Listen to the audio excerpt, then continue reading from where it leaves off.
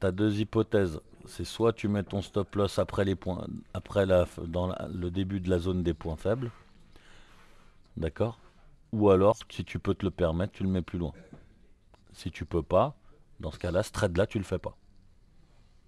Si tu penses que ton stop loss, c'est pour ça, réfléchissez toujours stop loss d'abord. Quand Johan ou JC ou peu importe, ils vous disent il y a une notion de 5 ticks, c'est une règle générale. Mais si des fois il peut être à 3 ticks, des fois il peut être à 10 ticks, en fait vous devez le placer par rapport à la logique de marché. Et c'est toujours derrière un gros volume ou derrière des points faibles. Peu importe. Après, plus vous allez le mettre loin, plus vous avez des chances de gagner. Voilà. Mais malheureusement, on peut pas toujours le mettre loin. Donc si tu vois que ton stop loss il est trop loin, tu dois attendre que le marché se rapproche de ton prix. C'est là où justement ça c'est intéressant ce que tu dis parce que c'est là où c'est pas juste. La bourse c'est des achats et c'est du commerce, c'est des acheteurs et des vendeurs. En réalité tout ce qui est stratégique avec des bougies ça devrait pas tu devrais pas en tenir compte. Tu devrais juste te dire si le prix il baisse c'est une meilleure opportunité pour moi. Plus il va se rapprocher de mon stop loss plus c'est une bonne opportunité. Mais c'est pas plus ça invalide mon scénario. Plus le prix baisse, ça veut dire que c'est meilleur marché. Ça va intéresser forcément plus. C'est pour ça que si j'ai décidé que mon stop loss était là parce que je suis derrière un gros volume, ben même si mon niveau je m'étais dit c'est là qu'il faut que je rentre, ça n'empêche pas que plus il se rapproche de mon stop loss, plus je dois rencontrer des acheteurs.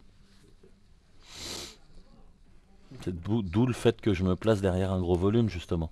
C'est parce que sur ce gros volume, il y aura peut-être encore des acheteurs qui vont revenir parce que c'était un gros volume. Donc si c'était un gros volume, ça veut dire que euh,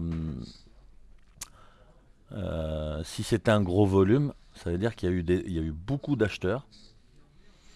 Précédemment, il y a eu beaucoup de transactions faites sur ce prix, donc ça a intéressé acheteurs et vendeurs. Donc si on revient dessus, il y a plus de chances que ça réintéresse de nouveau encore des acheteurs. Donc moi je me mets derrière puisque mon ordre stop sera un ordre vendeur, puisque j'ai acheté plus haut. Ça va ou pas ça dans le raisonnement? Quoi la solution?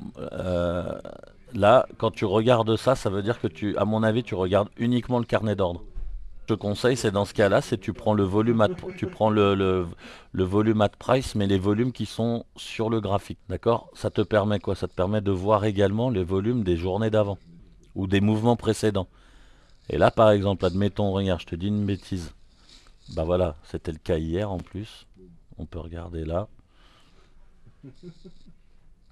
Alors, bouge pas. On va faire comme ça. Là, on avait eu, regarde, cassure de niveau. D'accord? Ici, mouvement à la hausse. Création de points faibles ici, sur ce prix-là. On voit que le marché, tu vois, il revient ensuite, même une deuxième fois après, buté contre cette zone-là déjà. Donc là, ça veut dire prix d'entrée. Moi, je l'avais acheté hier, hein, à ce prix-là, pour aller chercher le mouvement là. Si j'avais regardé peut-être, alors là, juste le carnet, peut-être, admettons que j'ai pas ça, j'aurais pas vu ces niveaux-là. Là, je vois en tout cas que du coup, sur le volume at price, j'ai ces gros volumes-là. Du coup, genre, oula, à moi de voir où je mets mon stop loss maintenant. Là, je m'aperçois que je serais rentré à 93.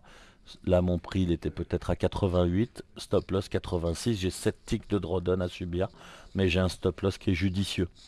D'accord? Et là, si je connais un peu mon marché, je sais que même s'il passe le point faible là, il peut revenir justement rebondir ensuite sur le gros volume. Parce que vu que c'est un volume où il y a eu beaucoup d'acheteurs et de vendeurs, il y a de grosses chances qu'on ait encore eu la manifestation d'acheteurs ici.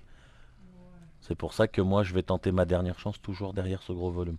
Et là on voit, il est venu juste encore avant flirter aussi le gros volume, tu vois ici.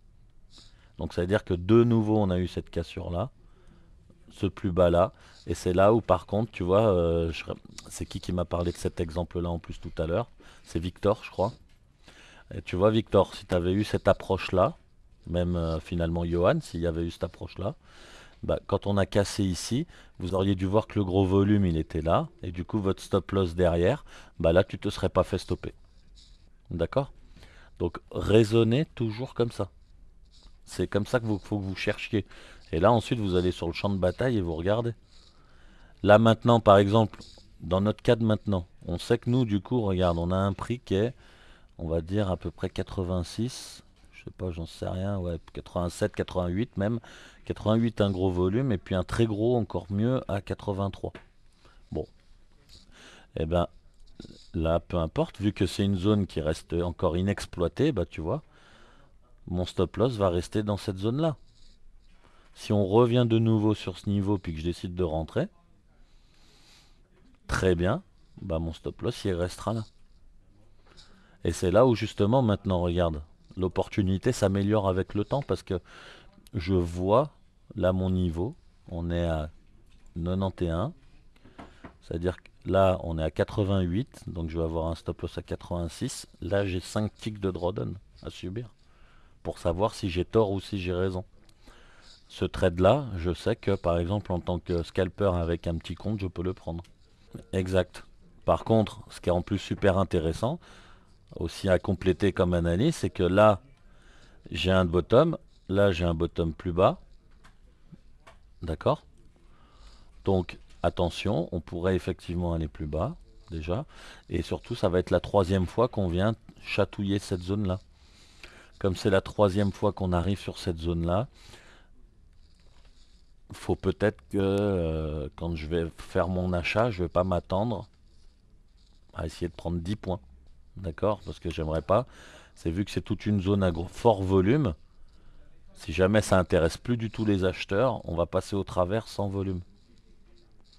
Donc là, ce que je vais chercher, vu que c'est le troisième rebond, je diminue mes probabilités de succès. Donc là, je prends 3-4 ticks et je m'en vais. Je vais surtout pas essayer de prendre un gros rebond.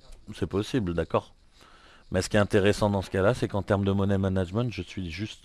Donc, mais ça, c'est un exercice que vous pouvez faire et qui est intéressant, hein. C'est toujours d'essayer de Vous pouvez très bien prendre n'importe quel graphique et là, vous remontez le temps, hein. Vous allez voir, hein, comme un vrai scalper, il peut travailler avec un risk reward qui est de 0,5 pour 1 même. C'est-à-dire il pourrait gagner 2 fois moins que ce qu'il perd. Derrière, la statistique qui reste essentielle, c'est la probabilité de succès.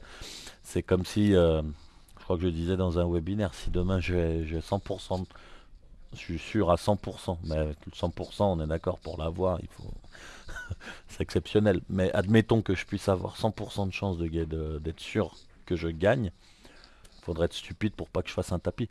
Encore une fois, je répète, faut être sûr du 100%. Hein, mais s'il existait, je peux faire tapis à chaque fois.